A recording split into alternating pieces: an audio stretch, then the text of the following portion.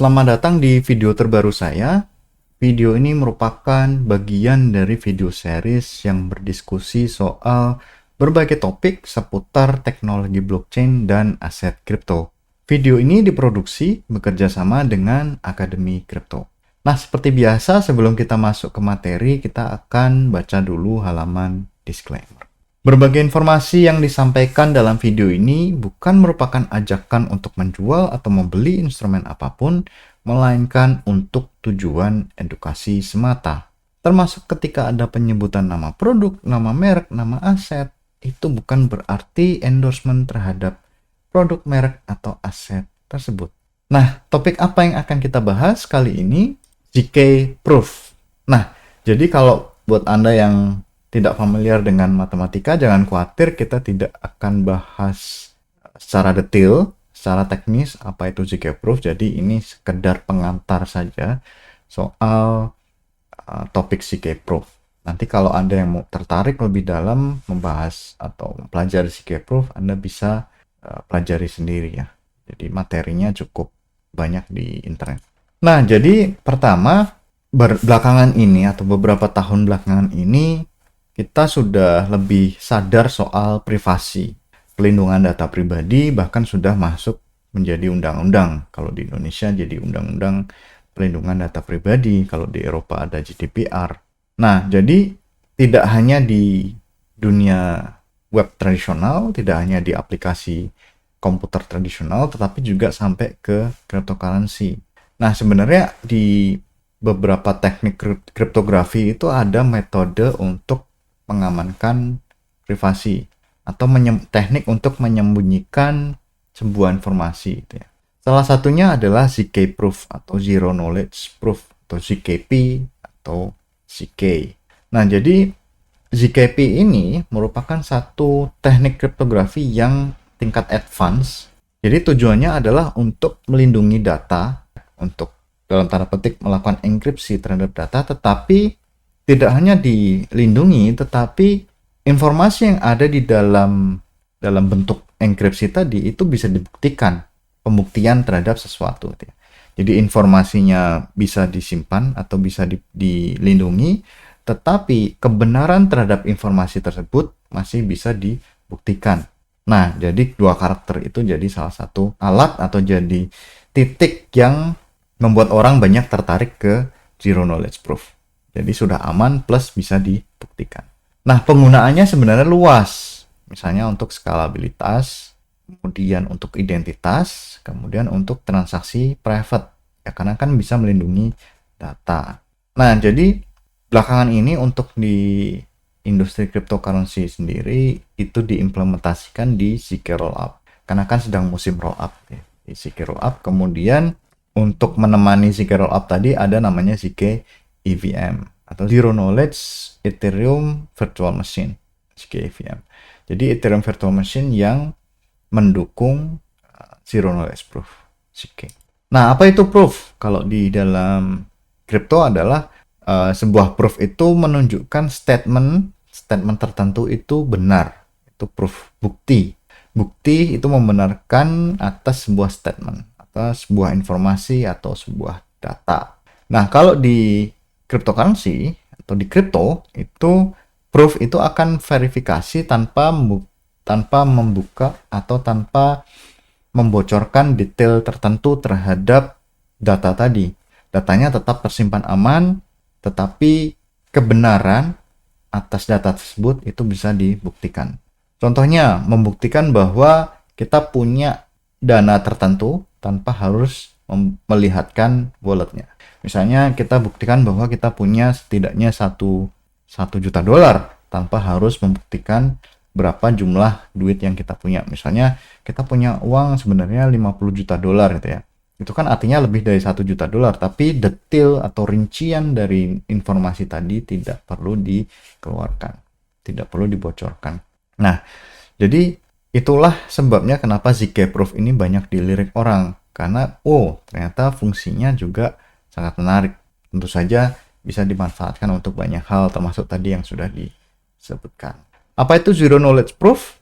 Ya, sebuah metode untuk membuktikan kita tahu sesuatu, katakan, tanpa harus mereveal, tanpa harus membuka informasi. Jadi zero knowledge, gitu ya. Zero knowledge artinya tidak ada pengetahuan, zero knowledge yang keluar.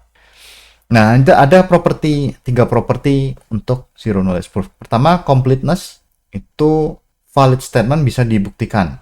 Ya, jadi buktinya bisa dikerjakan atau bisa dibuktikan ya terhadap statement yang tertentu. Gitu ya. Kemudian soundness, false claim tidak bisa dibuktikan. Jadi kalau ada false claim ya tidak bisa dibuktikan. Yang bisa valid. Kemudian zero knowledge, tidak ada informasi yang bocor. Tidak ada informasi yang, contohnya buktikan usia. Nah, ini usia sebenarnya buktikan usia di atas 18 tahun tanpa harus menyebutkan tanggal lahir secara spesifik. Ya, jadi kalau misalnya di luar negeri itu membeli rokok atau membeli pisau sekarang itu tidak boleh 17 tahun ke bawah, itu tidak boleh. Artinya harus setidaknya 18 tahun. Tapi biasanya kalau di Indonesia kan buktikan bawa KTP. Nah, kalau bawa KTP, dia akan melihat tanggal lahir. Padahal tanggal lahir itu adalah data pribadi yang harus dilindungi. Nah, jadi kalau dalam KTP orang bisa melihat tidak hanya tanggal lahir, tapi juga apa? Nama, alamat, kemudian status pekerjaan, jenis kelamin, dan lain sebagainya. Sampai ke agama juga. Padahal kan data-data tadi tidak diperlukan sebenarnya dalam rangka kita membuktikan umur kita berapa, atau umur kita adalah 18 tahun ke atas atau minimal 18 tahun. Tetapi dengan menunjukkan KTP itu informasi kita bocor, tidak hanya terkait umur tetapi juga terkait macam-macam. Jadi masalah. Makanya ZKP sangat menarik. Nah, jadi cara kerja ZKP itu bagaimana? Analoginya, misalnya ada dua bola yang identik tapi punya warna yang berbeda, merah dan hijau. Kemudian ada teman yang mau membuktikan bahwa kita punya merah dan hijau. Mereka tidak tahu perbedaan antara merah dan hijau karena mereka colorblind. Artinya colorblind itu buta warna. Kemudian kita mau membuktikan bahwa bola kita itu warnanya berbeda tanpa harus menunjukkan mana yang merah, mana yang hijau. Nah, kemudian kita akan membuat sebuah tes tertentu. Nah, tesnya apa? Itu lain ya, nggak masuk konteks ini. Jadi ada sebuah tes sampai si teman kita tadi yang buta warna itu merasa yakin bahwa memang ada dua bola merah dan hijau yang kita punya. Tapi kita tidak bisa membuktikan yang bola yang kita pegang di sebelah sini atau yang sini, yang mana yang merah, karena kan buta warna. Seharusnya misalnya yang merah ini, yang hijau ini. Tapi si teman tadi kan tidak tahu color blind, mana yang hijau, mana yang merah. Tapi dengan adanya sebuah tes yang dilakukan, si teman tadi itu memang merasa yakin bahwa ini adalah dua bola yang warna merah dan hijau. Bukan hanya merah dan merah, atau hijau dan hijau, tapi merah dan hijau. Nah, itu analoginya. Jadi, pada akhir tes tadi, setelah selesai dibuktikan, itu sebenarnya tidak ada informasi yang keluar, mana yang merah, mana yang hijau. Tidak ada. Nah, jadi ada dua jenis ZKP sebenarnya. Ada interaktif dan non-interaktif. Kalau interaktif itu butuh back and forth, artinya challenge and response. Seperti tadi, ketika kita mau membuktikan merah dan hijau, yang teman tadi bertanya banyak hal gitu ya. Dan kita menjawab dengan jawaban yang benar. Jadi kalau dia bertanya kita menjawab itu interaktif. Jadi question and answer, pertanyaan dan jawaban. Tetapi ada jenis yang lain namanya non-interaktif ZKP gitu ya. Nah, jadi proof itu ada di satu pesan. Jadi kita satu kali buktikan, mereka melakukan pemrosesan atau proof, selesai. Jadi tidak kembali. Nah, yang non-interaktif inilah yang dianggap sebagai ZKP yang lebih bermanfaat, karena ini nanti bisa diproses atau bisa dikerjakan, bisa dipakai di cryptocurrency utamanya. Nah, ada dua tipe atau dua metode atau dua protokol atau dua algoritma namanya Snarks dan Starks. Nah, keduanya adalah non-interaktif. Nah, jadi Snark ini muncul duluan. Setelah Snark baru Stark. Perbedaannya apa? Jadi SNARK itu adalah singkatan dari Succinct Non-Interactive Argument of Knowledge. Nah, jadi karakternya dia proof-nya kecil, verifikasinya cepat, tetapi butuh trusted setup. Nah, trusted setup ini biasanya namanya power of Tau. Power of Tau. Nah, kemudian ada algoritma yang baru namanya STARK. Kenapa STARK ini muncul? Karena di SNARK ada trusted setup. Jadi trusted setup dianggap sebagai satu prosedur atau satu requirement atau satu kebutuhan yang sebenarnya tidak cocok dengan sistem desentralistik. Jadi muncullah namanya STARK. Scalable Transparent Argument of Knowledge. Nah, jadi komponen yang ditonjolkan adalah dia tidak punya trusted setup, tetapi dia proof-nya lebih besar dibandingkan dengan SNARK. Ya, tapi lebih scalable karena tadi tidak ada trusted setup. Nah, jadi si SNARK dan STARK itu akan memegang peranan di dalam blockchain. Nah, bagaimana penggunaan ZKP di dalam atau studi kasus ZKP dalam ekosistem blockchain? Misalnya private transaction itu ada di Zcash. Ya, jadi Zcash itu merupakan satu atau implementasi pertama kali yang menggunakan zero knowledge proof, terutama soal menggunakan Zcash SNARK. Kemudian tidak hanya melindungi informasi transaksi, dia digunakan atau ZKP digunakan untuk layer 2, scalable layer 2, contohnya Zcaching dan Starknet. Kemudian verifikasi identitas yang tadi membuktikan bahwa kita berumur minimal 18 tahun tapi tidak perlu membuktikan atau menyerahkan KTP. Kemudian bisa juga untuk voting, bagaimana memastikan fairness dan anonimitas dari si voter, bisa menggunakan ZKP. Nah, kenapa ZKP itu powerful? Kenapa? Karena dia punya privacy, menyembunyikan data, tetapi kebenaran atas data tersebut bisa dibuktikan. Kemudian efisien, datanya bisa dikurangin, data on-chain-nya bisa dikurangin.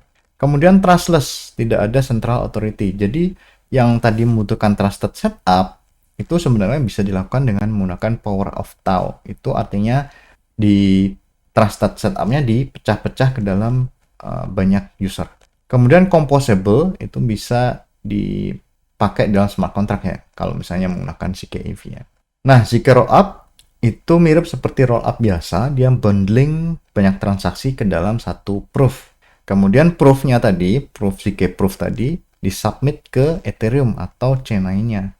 Kemudian karena transaksi itu dikerjakan di rollup secara off-chain, itu gas fee-nya akan lebih murah. Kemudian throughput-nya juga lebih besar kalau dibandingkan semuanya dieksekusi di Ethereum.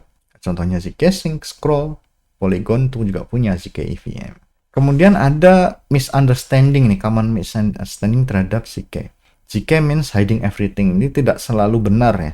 Jadi ada mungkin komponen yang memang bisa di reveal.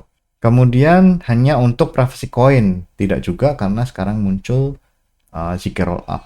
Kemudian to new to be trusted. Sebenarnya kalau ZKP atau Zero Knowledge Proof itu merupakan satu topik di kriptografi yang sebenarnya sudah dipelajari sampai berapa tahun ya? 10-20 tahun mungkin ya. Jadi tidak terlalu baru juga. Kemudian it's just hype. Tidak hanya sekedar hype tetapi juga beberapa project seperti Starknet misalnya itu juga sudah punya project yang berjalan. Tantangannya kompleks math, matematikanya cukup kompleks ya, ZK knowledge.